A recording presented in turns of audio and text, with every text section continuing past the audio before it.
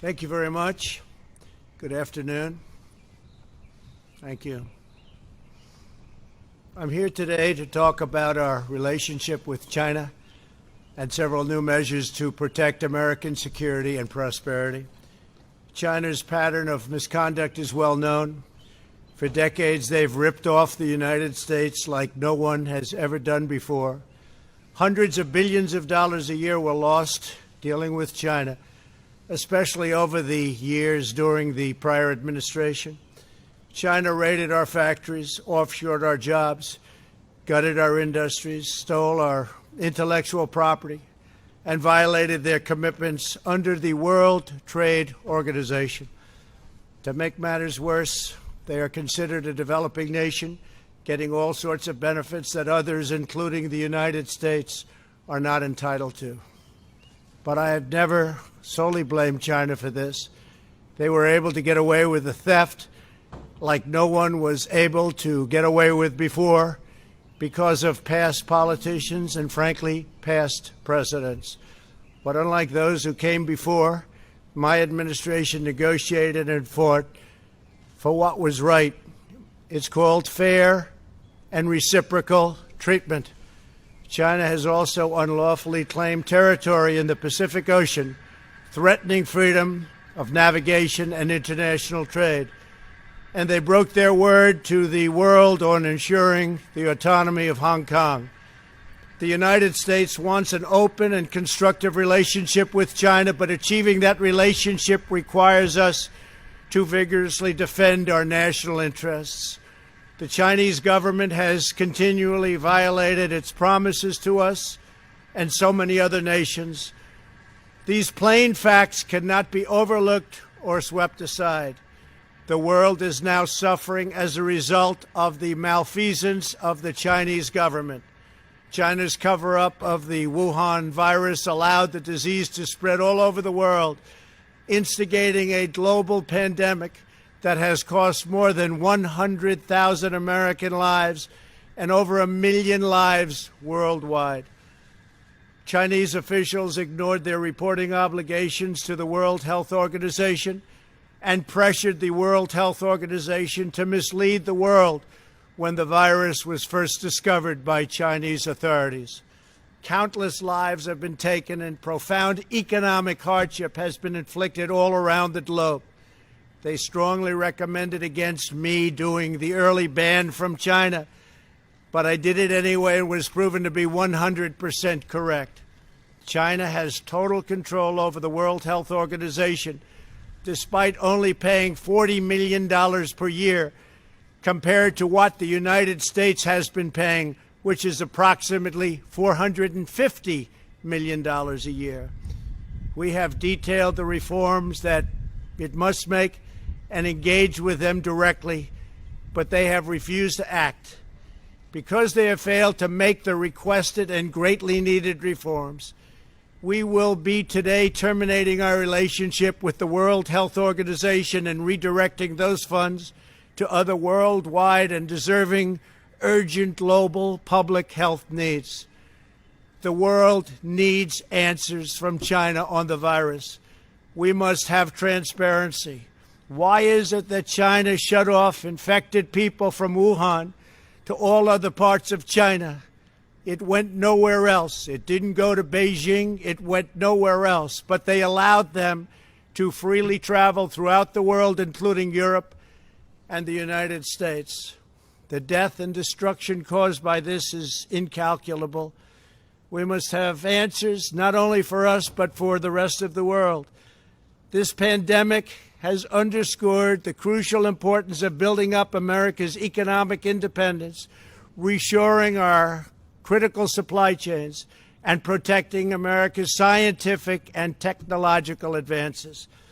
For years, the government of China has conducted illicit espionage to steal our industrial secrets, of which there are many. Today, I will issue a proclamation to better secure our nation's vital university research and to suspend the entry of certain foreign nationals from China who we have identified as potential security risks. I am also taking action to protect the integrity of America's financial system, by far the best in the world. I am instructing my presidential working group on financial markets to study the differing practices of Chinese companies listed on the U.S. financial markets with the goal of protecting American investors. Investment firms should not be subjecting their clients to the hidden and undue risks associated with financing Chinese companies that do not play by the same rules. Americans are entitled to fairness and transparency. Several of the most significant actions we're taking pertain to deeply troubling situations unfolding in Hong Kong. This week, China unilaterally imposed control over Hong Kong's security. This was a plain violation of Beijing's treaty obligations with the United Kingdom in the Declaration of 1984 and explicit provisions of Hong Kong's Basic Law. It has 27 years to go. The Chinese government's move against Hong Kong is the latest in a series of measures that are diminishing the city's long-standing and very proud status. This is a tragedy for the people of Hong Kong, the people of China, and indeed the people of the world. China claims it is protecting national security. But the truth is that Hong Kong was secure and prosperous as a free society. Beijing's decision reverses all of that. It extends the reach of China's invasive state security apparatus into what was formerly a bastion of liberty. China's latest incursion, along with other recent developments that degraded the territory's freedoms, makes clear that Hong Kong is no longer sufficiently autonomous to warrant the special treatment that we have afforded the territory since the handover. China has replaced its promised formula of one country, two systems with one country, one system. Therefore, I am directing my administration to begin the process of eliminating policy exemptions that give Hong Kong different and special treatment. My announcement today will affect the full range of agreements we have with Hong Kong, from our extradition treaty to our export controls on dual-use technologies and more, with few exceptions. We will be revising the State Department's travel advisory for Hong Kong to reflect the increased danger of surveillance and punishment by the Chinese state security apparatus.